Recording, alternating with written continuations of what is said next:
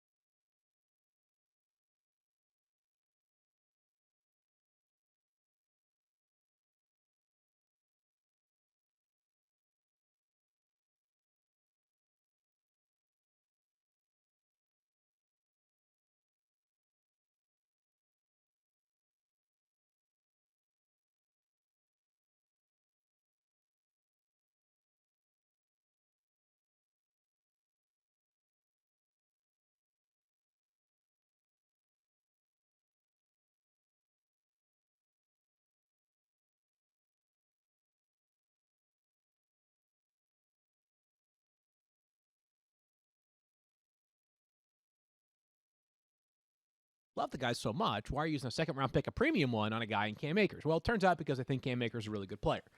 Now we go back to Darrell Henderson. As of right now, the Rams have not made a move to acquire anybody else.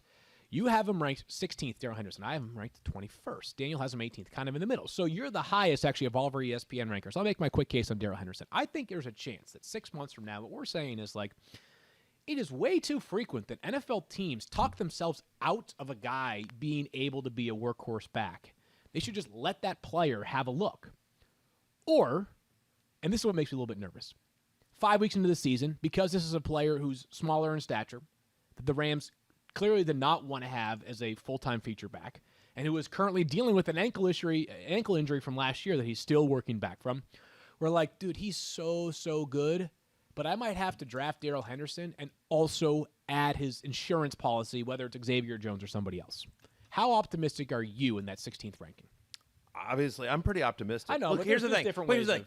I think Darrell Henderson's good. So do I. Just point blank. I think he's a good player. Yep. Like and like you see the explosiveness, you see the vision. Like when he got a shot last year and was healthy, like there were some big plays where like, yep. Oh, that's the guy that we out of Memphis that McVay was talking about. Then you think the quote, right, and then okay, you got the quote. What's the quote? This is actually this comes from Adam Schefter podcast, June 3rd, 2019. Yes, sir. And this Kyle actually sent this along to me. A note from Adam Schefter: Darrell Henderson, third-round pick, 70th overall, running back from Memphis. Here's a guy that I believe Sean McVay thought was, and I capitalize this, the most dangerous offensive player in the draft. That's right. The Rams love Darrell Henderson. There you go. Most dangerous. So yeah, I knew it was explosive, exciting, dangerous. Yep. So here you go. You think about what the Rams have done under Sean McVay. Okay, in the McVay area, they're the 8th heaviest run offense in the NFL. They're 3rd within the red zone. In fact, last year they were the 2nd heaviest red zone running team in the NFL, and that was all with Jared Goff under center. Mm-hmm. I think we all expect this offense to take a step forward with Matthew Stafford. It's going to be more efficient. It's going to be a better offense that's in scoring position more often. And so if Darrell Henderson's going to get run, I think he puts up fantasy points. Yeah, I agree. For his career. And it's not long, right? But or I should say not as for his career. Last year, Darrell Henderson played 6 games where he got at least 12 touches. Right. In those 6 games, he averaged 14.3 fantasy points per game. He averaged 5.1 yards per carry. Right, yeah. Like, when this guy gets – first off, I think anyone getting run in a McVay offense has fantasy value. Mm-hmm. And then a guy that has the explosiveness of Darrell Henderson, you add more value to that. And then you think, oh, by the way, they're not going to be able to focus on I think the offensive line is going to be pretty good this year. And then you think about – whatever, my little Cooper Kupp and Robert Woods and Tyler Higbee and with Matthew Stafford, and all of a sudden, like, he's not going to see a lot of loaded boxes. Yeah. And so it's only the health that concerns me. It's only health, only because he's a smaller guy and can stay out. Yeah, but that's the case with every running back. No, but listen, some running backs are built differently, right? I mean, Derrick Henry, you're not concerned as much as you are for a guy who weighs 80 pounds less than him. Is Derrick Henry built very differently than Darrell Henderson? Of course he is. But are you worried about Derrick Henry, who's had 8 billion touches the last 3 years? Yet, are you worried about him breaking down a little bit? No, I'm not. I mean, again, that guy's superhuman. He's got different DNA than you're not. Graver than yours for Darrell Henderson, and one of us. Well, I didn't say one of us, but we're 5 slots apart. So I don't know that one of us is proven right versus wrong. You're just a bit more optimistic on him. All right, we're going to come back in a second. The one thing last thing I do want to say because you mentioned Xavier Jones, you mentioned Jake Funk. A friend of mine that was at camp just says Jake Funk getting some touches with the first team, getting some reps with the first team. Yeah. So I know they like Jake Funk quite a bit. I drafted Cam Akers in Scott Fishbowl. Should I just stop now, or do I still have a chance to win? Well, there's 1,200 people in the league, Daniel. So okay, your chances of winning, 2,000 people in the league. But you specifically should I stop. specifically should stop. I knew as soon as I said it. Do I think you personally can overcome the injury? I do not. No, I do not think that. Listen, I do not. And you know why? Yeah, and I'll be honest with you. Do you want to know why? Not really. But I'll tell you I'm going to get it anyways. But this is maybe try that this year.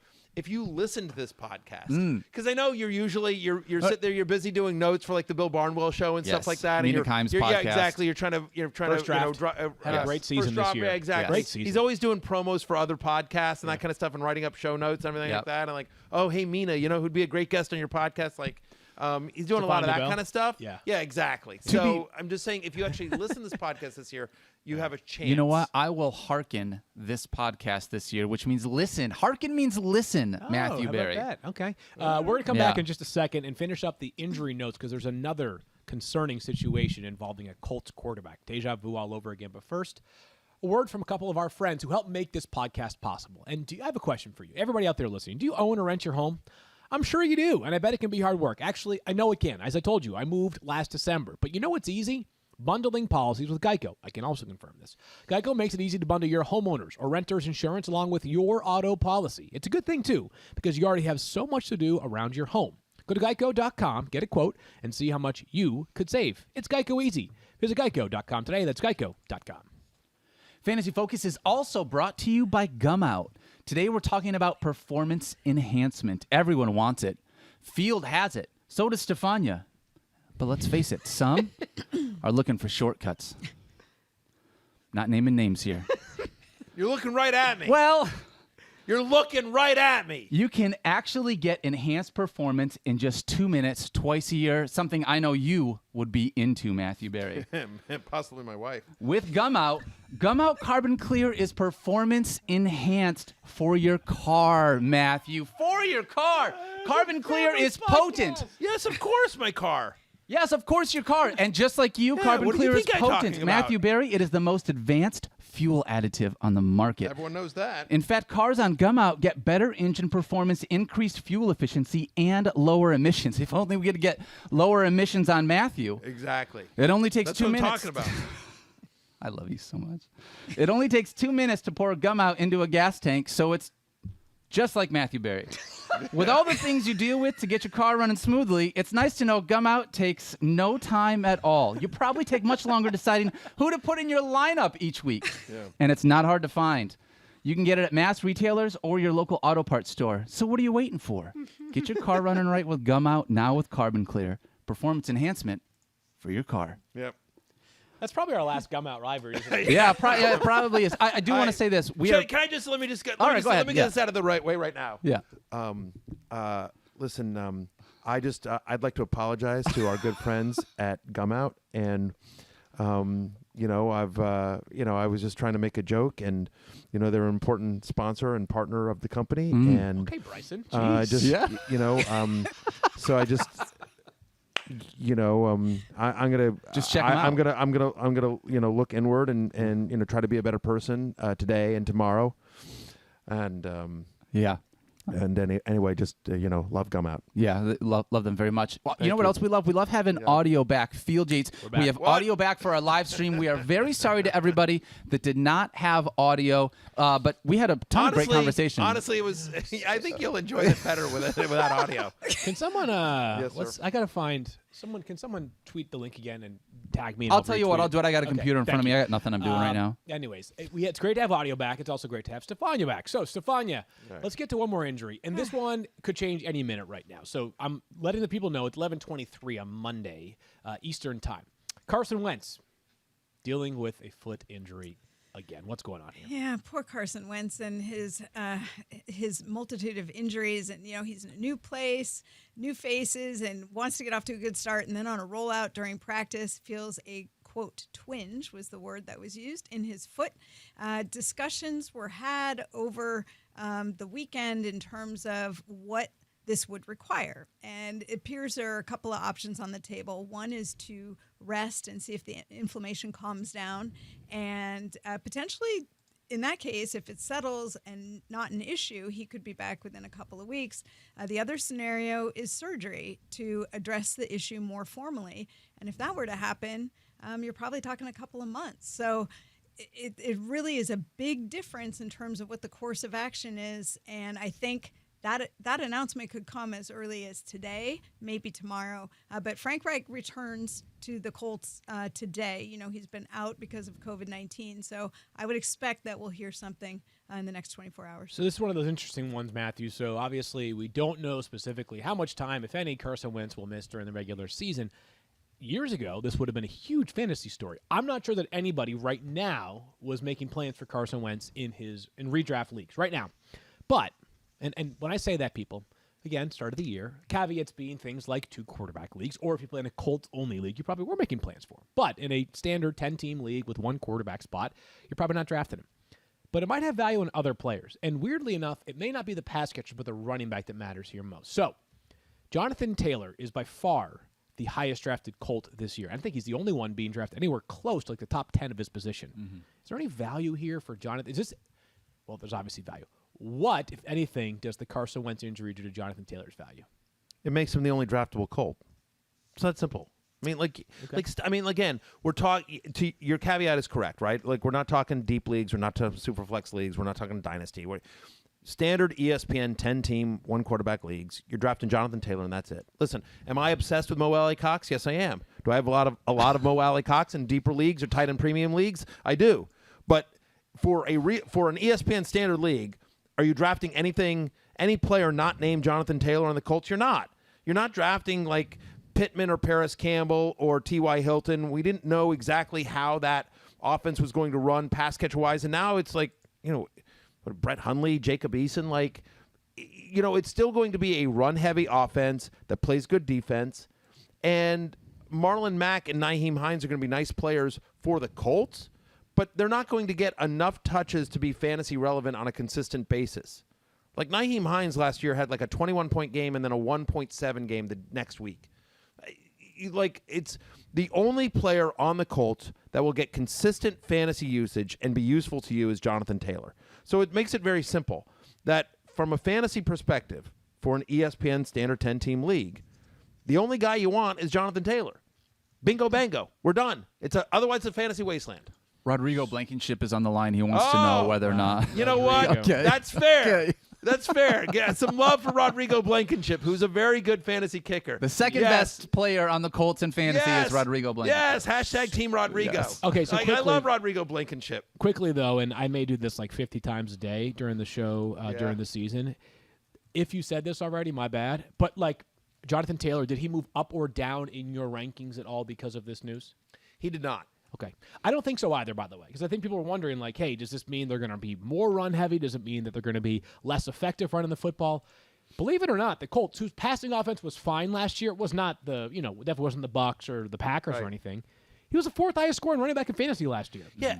And he obviously came on very strong down the stretch. And understand they didn't have Marlon Mack for the basically the entire year. So my expectation is, do they run more? Yeah, but to me that means they run Marlon Mack more. Or they do some sweeps with Nyheim Hines. They do some different things. But the fact is that Jonathan Taylor was already penciled in for a large workload. That doesn't change with this. So yes, the offense is probably going to be less efficient, but they go a little bit more run heavy. Balances out. You're still drafting Jonathan Taylor as a top 10 fantasy running back, so obviously. We got a bunch of notable moves from the offseason. Maybe what we'll do here, Matthew, is I'll let you handle one. I'll come and share my thoughts, and then any cleanup thoughts you can add in there. And, of course, Stephania's injury insight we've woven into the mix. Yeah. Woven's I think that's the right word. Yeah, right sure. there. We may have hearkened it. We may have hearkened it. That's right. Let's talk about the most important trade of the NFL offseason in fantasy, at least. That was Julio Jones being traded from the Falcons to the Tennessee Titans. And Stephania, Julio Jones' trade has tentacles that extend all the way back to Atlanta, including Calvin Ridley. So of all the players, Julio Jones, A.J. Browns, and Calvin Ridley,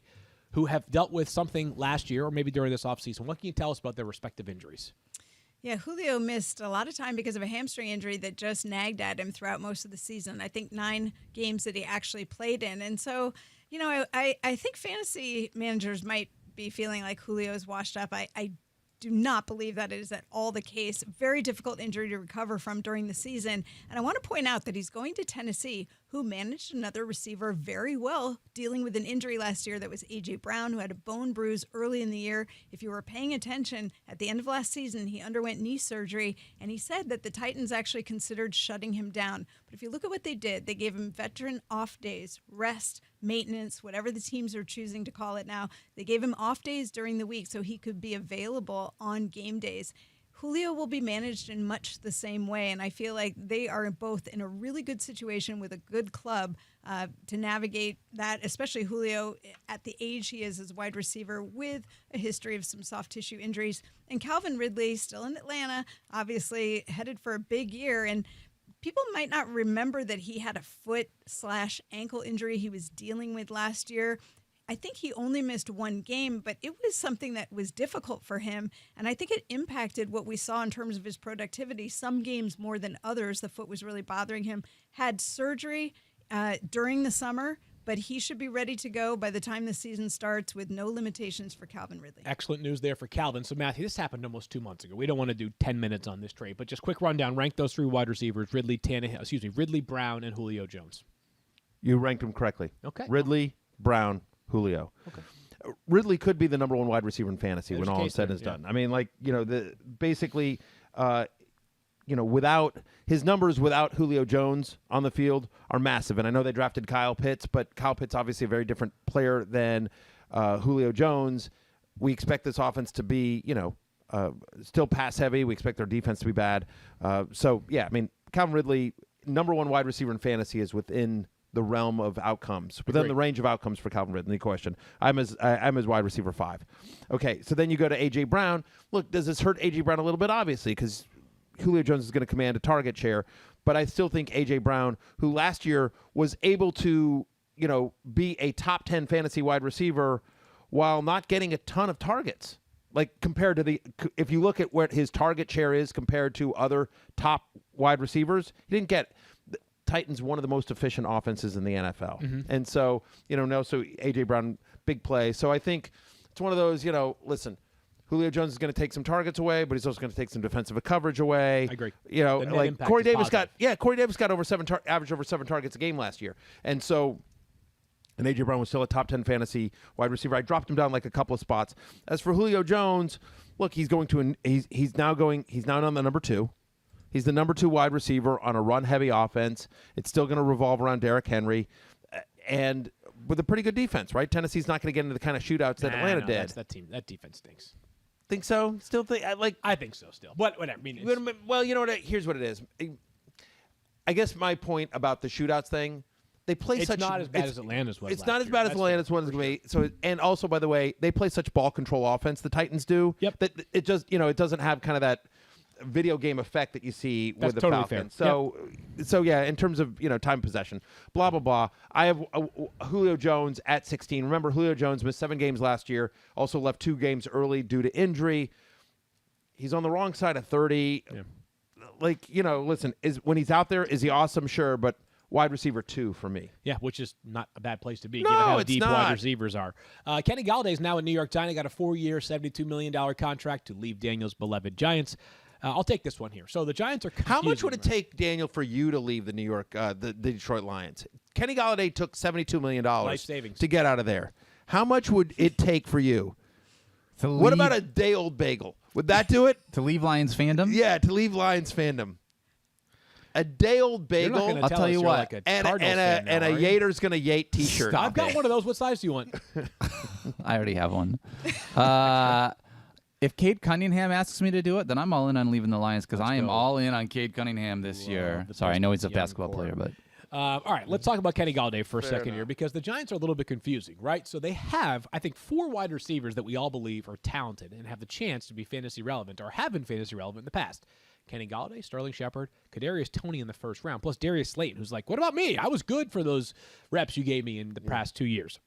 I think, Matthew, this is a case where my rankings are reflective of following the investment, right? Who's the guy that got $72 million this offseason? It's Kenny Golladay. I have him at 21. I'm actually highest amongst Kenny Golladay, and there's a bit of trepidation there for me, but sometimes we have to just hearken back to a couple of years ago. With Kenny Nice. Golladay, what he does well is that Kenny Golladay, not the most explosive guy, not the fastest guy, not the twitchiest guy, but he's so big and so good in 50-50 situations that quarterbacks are just going to throw the football his way and hope that he goes up and leaps for it. Now, here's where the Giants need to sort of reconfigure some things they do offensively. Daniel Jones was not a high-volume, deep thrower last season and the year Correct. before when he was quasi the starter, right? But when he did throw downfield, he was pretty effective at it. So I think that's sort of the way that Kenny Golladay reaches his value is if the Giants are a little bit more trustworthy of Daniel Jones. And as a result of that, he's my top-ranked Giants wide receiver. And beyond that, Matthew, I'm not sure any of the other 3 really are that exciting to me other than bench stashes. Right, but here's the problem. So you mentioned Sterling Shepard, you mentioned Darius Slayton, you mentioned Kadarius Toney. What you didn't mention was you didn't mention Evan Ingram, you didn't mention Kyle Rudolph, who's a nice threat in the red zone, and you didn't mention Saquon. And we know Saquon's going to start on the PUP list, and Stephania's going to be talking about Saquon all throughout the preseason. But at some point, Saquon's going to be back and obviously be a huge part of that offense as well. So you think back to 2019 when Kenny Golladay was wide receiver 13, he had a 21.3% target share that year. Yeah. Like, no Giant wide receiver got 21.3% last year, and they didn't have Saquon. Like, so I just think do I think there are going to be games this year, where Kenny Golladay has a monster top 10 wide receivers, week, that he has a 75-yard touchdown that he took to the house? Of course. He's that kind of player. He's got that kind of talent. Right. Do I think it's consistent? I don't. Well, I don't think the Giants' offense. Spots apart again. Like, it's not like we're only 5 spots apart, but again, I am as a wide receiver 3. I'm So do at I. wide receiver 26. You have him at 21. Right. So we're 5 But spots you, apart. I know, but you love him compared to me. Okay, got it. Okay, so anyways. I don't know. Whatever. The point is we're that slightly different. the point is that you and I are both caught not as optimistic if Kenny Golladay were still on the Lions with Matthew Stafford throwing to him. Like, this is a guy that was generally drafted as a top 12 wide receiver, and we now all have him with a 2 in front of his ranking. Yep, I think that's fair. That's and it's also it's a new team, and jury's still out on if Daniel Jones can be a productive NFL quarterback. He better not be your ride or die again this year. Oh, we had to bring that up. Matthew Stafford, you just That was mentioned him a a bad second call. ago. Hey, Matthew Stafford, I don't know if you've heard this. It only happened like 6.5 months ago. He's a Ram. Yeah. So I don't know. I think we talked about him during the Darrell Henderson segment, too. Yeah, Thanks for I was listening to the gonna show. say, Am told I the you. only one that listens to the show?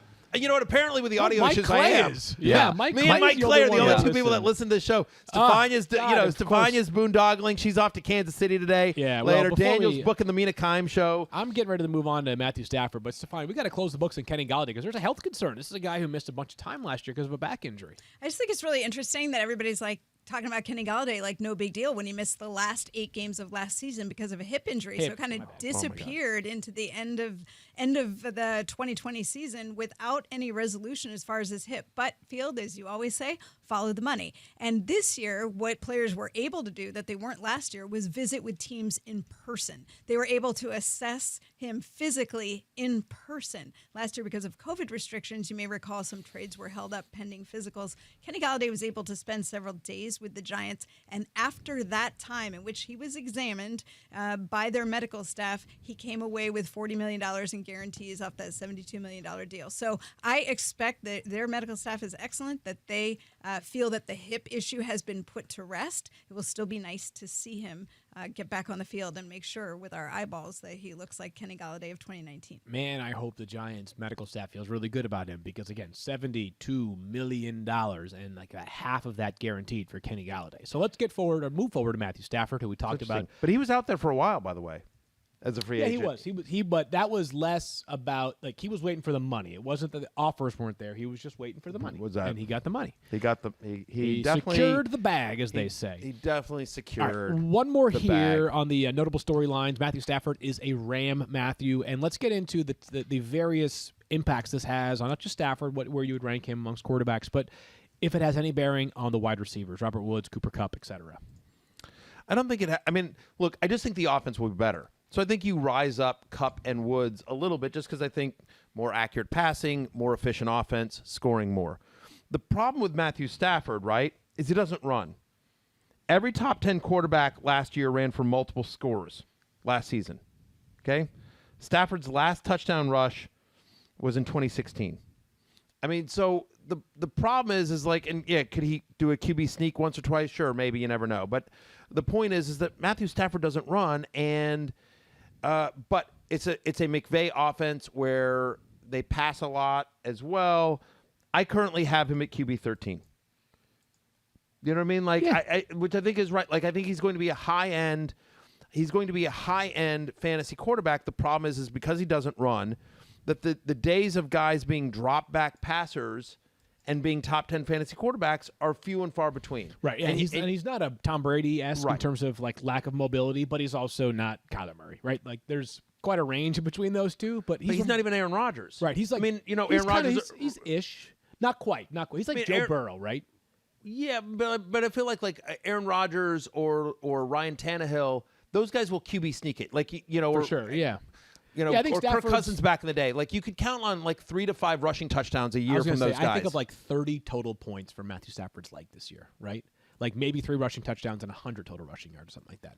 If so, I mean, maybe If that. right. That's If maybe right. that, Yeah. if that. I'm just. That's all I'm saying is that Totally. it's tough for me to get Matthew Stafford ahead of the guys like other than the obvious guys. It's hard to get him ahead of like somebody like Jalen Hurts. Yeah.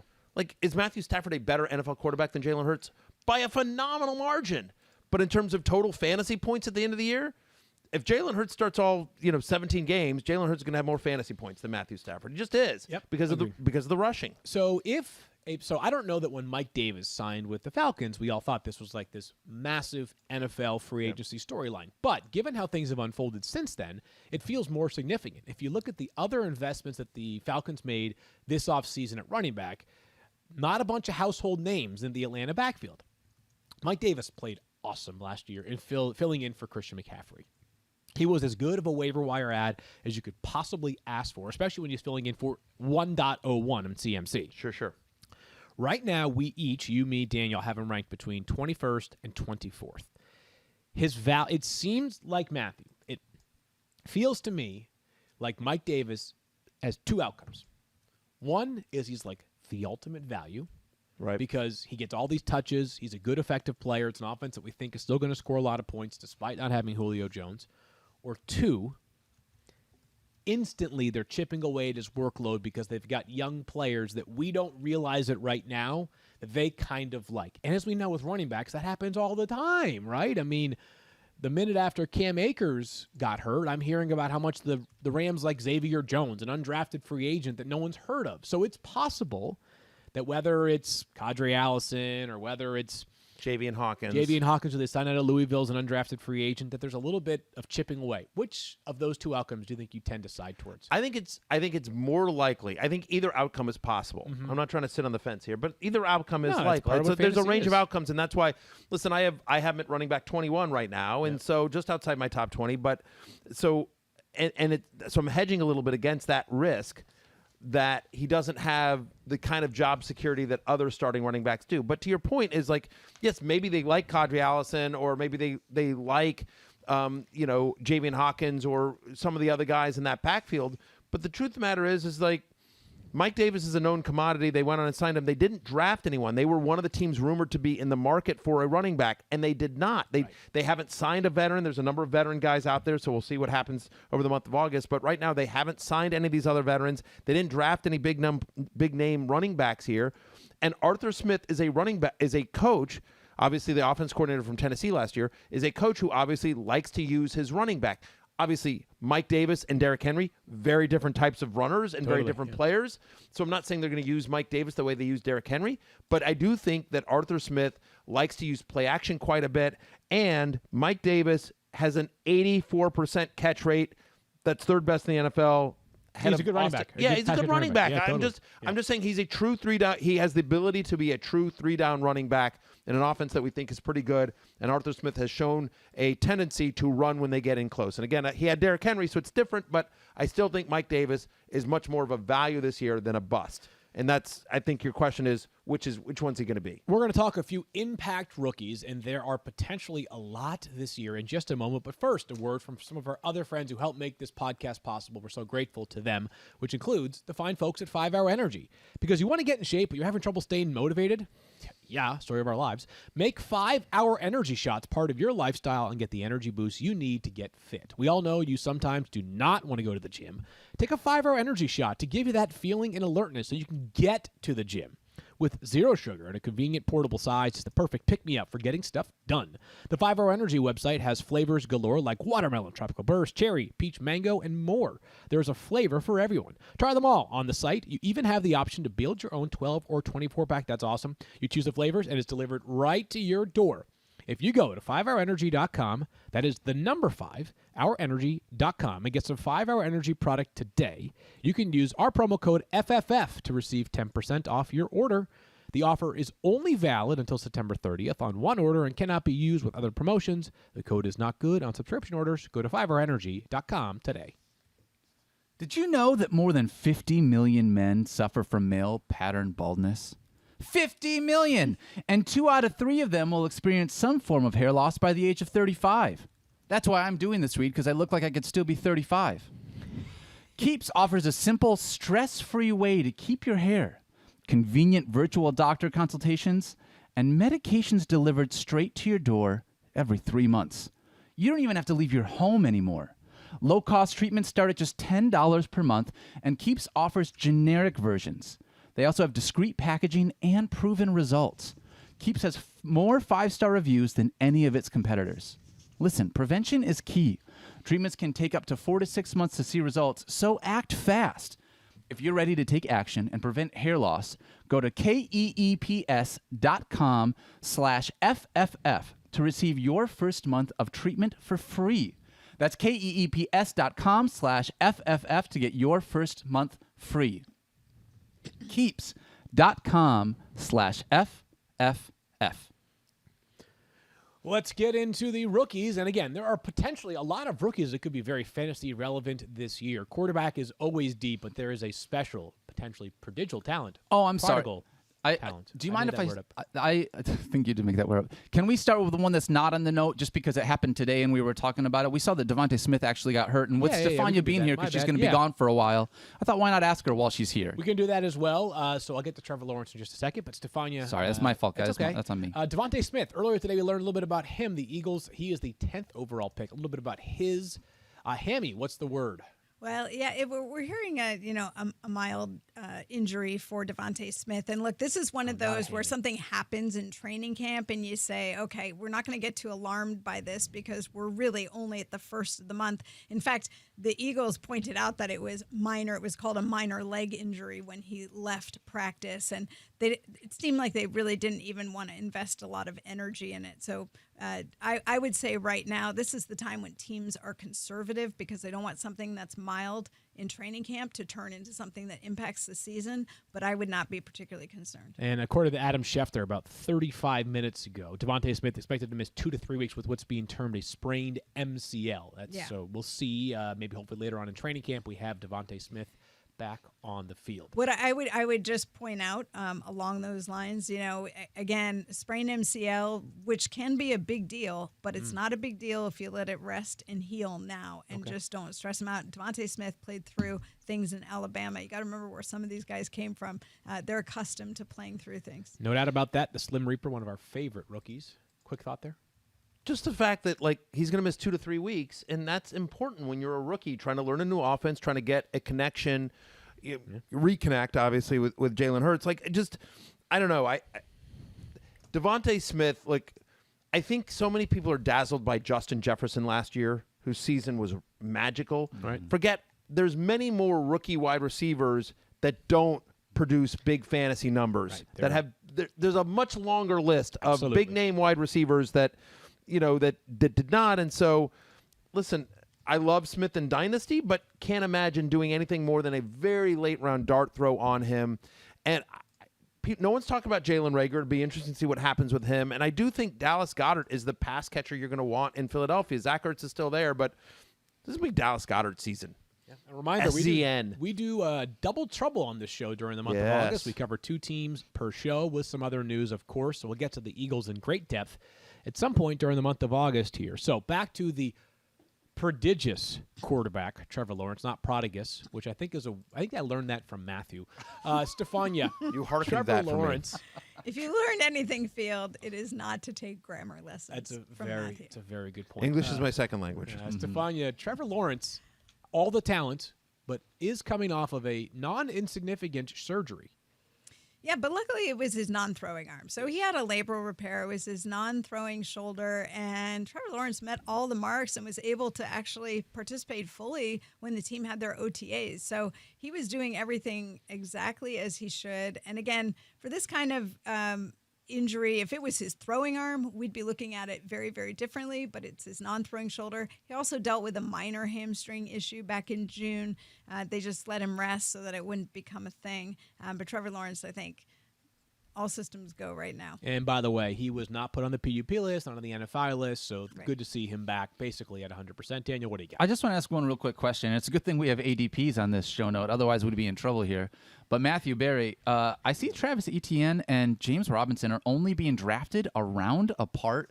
Does that feel right, ETN being in the 8th round, James Robinson being a 9th rounder? I realize it's early, but That's the problem, right? yeah, it's tough. It just feels like they're right next to each other, even though it feels like everyone is out on James Robinson with the addition of this new exciting young rookie. How do you separate them? I think people are too high on James Robinson. Really? Yeah. But that's weird, though, because the guy was a top 8 running back last year, and there was Volume not smoke was. and mirrors. I agree. But you have a brand new coach who is coming in with his own philosophy, brand new offensive coordinator. None of them have any loyalty to James Robinson. They spent a first-round draft on a team that has a tremendous amount of need. At many positions. They spent a first-round draft pick on a running back despite what James Robinson did. And, oh, by the way, they signed Carlos Hyde. No, you forget about that one, right? But I mean, like played for Urban Meyer, right? I mean, like, I'm dead serious. I'm not laughing. Daniel's one laughing. I agree with you. It's just funny because Carlos Hyde has played for every team ever. Of course he has. Including the that's just Jaguars before Carlos he got Hyde. traded. Yeah. I'm just like Or he was cut. Carlos Hyde is going to be on the field more than fantasy managers want him to this year. Yeah, we'll see. So that's my expectation here. Is I just don't think. I just think. The truth is that whoever's going to be out there is who Trevor Lawrence wants out there, and obviously, Whoever Urban Meyer wants. well, yes, Here's my thought on it. at This some is gonna point. But happen a anyway, lot. I think people are too high on James Robinson is the answer to your ADP question. Yes. Here's Daniel my Dopp. final thought on this. We'll move to Kyle Pitts in a second. When we get to if I ever do a love-hate list, and we'll see that's still being Yep. negotiated at the moment. Yep. But if I ever do write a love-hate list, yes, James Robinson will be on it. Based on that Because ADP. here's the deal, though, is that I think people are going to guess one way or the other on these two running backs going into the season. Yes. And I think someone's going to guess. I don't think anybody has a great grip. I mean, they're working ETN at wide receiver on occasion. There's a lot to unfold there in Jacksonville. Let's move to Kyle Pitts, where there is no debate about whether he is going to play a lot or not. The Falcons seem to be a star, Matthew, but we never see rookie tight ends contribute in a major way. Is Kyle Pitts the one to break that trend? I don't think so. Again, like here's a guy that's going in the 6th round, and it's the hype on him is so going in the 6th round in fantasy and ESPN. No, but I'm saying you have him ranked 4th. Yes, but I have him lower in the overall ranks. Oh, okay, gotcha. So that's just like the gap between 3 and 4 is so sizable, is what you're saying. I think there is a big 3, right? I think there's Kelsey, there's Waller, there's Kittle, Hawkinson. in that order. Yeah. And then I think it's significantly down. Do I think he gets? I think he gets a decent amount of the target share that Julio Jones got. Very different routes, obviously, very different player. I think the Falcons, especially with Arthur Smith, will actually be one of the league leaders in 2 tight end sets. I have a weird one for you. I actually think Hayden Hurst is a sleeper this year. I think everyone's writing off Hayden Hurst. Oh, Kyle Pitts is there. I think they're going to have 2 tight end sets. Like, I don't think it's all of a sudden going to be like the Russell Gage show. Like when you're looking for targets beyond Calvin Ridley in Atlanta. Yeah. Like I don't think it's going to be like, I like Hayden Hurst too this year. Yeah. Big year for him. Yes. Going into the contract season, he did not have his option picked up. So Yeah, I agree. I mean, here's, Kyle Pitts is going to be Yes. drafted higher than that, Matthew. He's going to be drafted higher in the 6th round, I think, by the time that we get to the season because there's a lot of hype around him. He's a well-known player. He was a human highlight reel last year. It has been uncommon for rookies to make a major impact at tight end. I think it's also more reflective of the fact that, there just aren't that many tight ends who are anywhere close to Kyle Pitts. Despite where you have him in the overall ranks, he's still going to be one of the top 5 tight ends drafted. there's no question. And, we always like to say, like, whatever. Ooh, okay. Hold on, I got to take you away from this one second. Go ahead. Stephania, what do you have for us? This is important. What do you got? You think you have some extra insight into Carson Wentz? Yeah, I remember I said at the top of the show that we're probably going to hear more about this later today. Well, luckily for us, it happened during the podcast. So Mike Wells, who is our NFL Nation reporter who covers the Colts, said Coach Frank Reich, remember I said he was coming back to the building today, said quarterback Carson Wentz will be out 5 to 12 weeks due to his foot injury. Wow.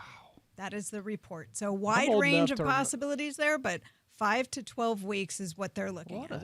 Yesterday, yesterday wasn't the reporting that he wasn't going to take surgery. He was going to wait on it, huh? So, and I would note that right now, all I've got from Mike is that, but yes, it would imply that surgery is the next step given the time frame, because as I said earlier in the show, there was sort of some discussion about, do you rest and rehab and see how it responds, or do you go ahead and do the procedure? Yeah, he is and having then the see how he surgery. It's recovers? confirmed. Right. The other reporters have followed up on what Mike initially mentioned, not just the timeline, but also the fact that it is indeed going to be surgery I mean, for Carson and Wentz. that's the point, is that the timeline wouldn't be pushed that far out if he wasn't having surgery. And the range of the outcomes is important here, because what it tells you is it's really a matter of the recovery from the procedure and how quickly he can get back.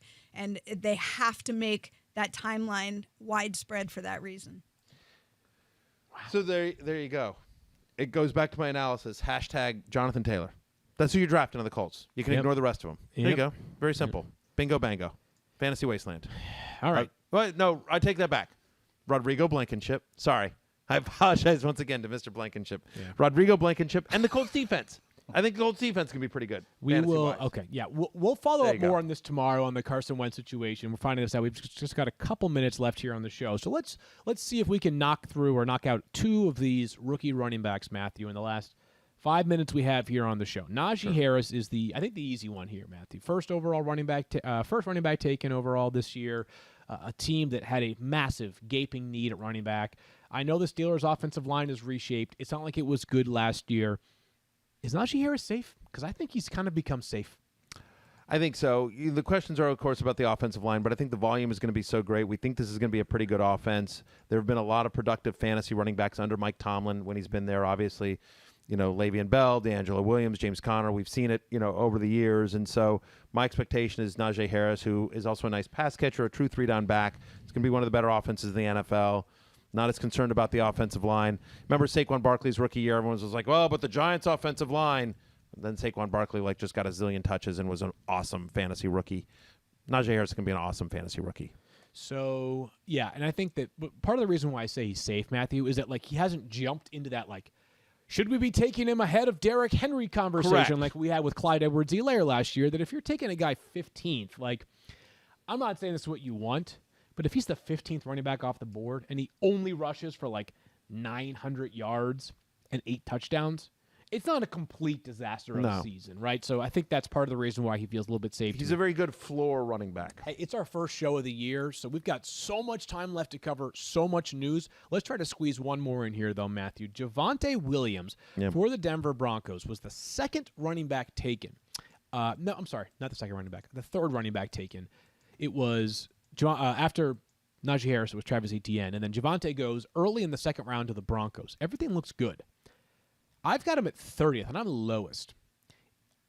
I recently updated this, Matthew, because it is worth noting that Melvin Gordon, who, by the way, is almost certainly going to be a Bronco this year based off of his contract. And, by the way, also not that terrible a player. Also a good player. Melvin Gordon is not a complete disaster running back. Absolutely not. Also, reports out of Denver have been that, while Javonte Williams is a big part of their future, it's the Melvin Gordon show right now. Are you worried about these first few days? Because I think my own expectations have changed a little bit over these past few days. Past 5 days. 1,000%. Yeah. I was just going to say, Javonte Williams, again, if I end up doing a preseason hate list, at the moment, Javonte Williams, who's currently going as running back 28, will make the hate list. And again, ignore my ranks for right now. We've had some issues with the rankings things, and so some of my ranks are fluid. I'll just leave it at that. So whether it's Pitts at 4, the ranks that are showing up here on the screen say I am at 27. He'll be lower when I'm able to update the ranks. My concern is exactly that. I don't know how good this offense is going to be, and Melvin Gordon is somebody that they have absolutely no reason not to, pardon the phrase, run into the ground. They've got one more year on the deal with him. I'm with you. Melvin Gordon is not going to just suddenly well, guess the new guy's in town. Here you go. Melvin Gordon's not going away. And so could you see a situation like Cam Akers last year where, over the final 4 games, Javonte Williams sort of takes over that backfield, and becomes the guy towards the end of the season? You could. And by the way, the Broncos' late season schedule is ridiculous. It's really, really nice. And so I could certainly see Javonte Williams being a league winner towards the end of the year. Yeah. But yes, he is being overdrafted because people think he's going to be the guy. And the answer is no. At best, he's going to be in a timeshare with Melvin Gordon. At worst, he's going to be Melvin Gordon's backup. You know what? I know that the raw stats don't always tell the story, but I just was curious. Melvin Gordon last year, 215 attempts. Okay. 986 yards, 4.6 yards per carry. on a 9 bad rushing offense. touchdowns, 32 catches. He had no yardage in the passing Yeah. game, very little, but still, like, I think this is one of those where when a team makes a draft pick, even if it is at the 34th or 35th pick overall, good reminder that, like, 2021 may not be the goal. Maybe 2022, maybe 2023, maybe 2024. But for now, it feels like Melvin Gordon's role is significant enough that Javonte Williams maybe is being a little bit overvalued. All right, so we did one show. I don't think we've been fired. It's possible. They might have to take a look at a couple of things. But that was a good one. It's so good to be back. I really missed you guys. Well, some of you guys. Appreciate that. Yeah, do you mean that or no? Do I mean what? Appreciate that? That I appreciate that? Yeah, do you appreciate that? Do you mean it? Harken Let me get back to to you. I was just gonna. I was I'm gonna waiting for the harken harken to back. Yeah, come harken back. back. I'm It was gonna- a great day. So Gonna Stephania, harken back. Stephania, fly safe. She's on her way to Chiefs camp. That's my first stop. Yep. Don't I'll be all over. don't talk to Travis Kelce. Okay, You Stephania. stay That's far exactly who I away wanna from talk Travis to. Kelce. I'm going to chat with her. And then I'm Pr- going and to Mahomes. Well, listen, this is how much confidence I Protect have. There's Mahomes no one person. at all I'm going to the costs. 49ers for 2 days, too. Oh, that's Everybody's going to be healthy this year. Oh, my God. Everyone. That's a mistake. The reality is that Stephania has a lot of Byron Pringle. You're allowed to talk to Byron Pringle. Dude, come on now. Stephania's got a big week ahead of her. We can't wait to hear all of her reports. That is all that we have for today. We'll be back tomorrow. Thanks for watching the Fantasy Focus Football Podcast, presented by Hotwire. Peace out.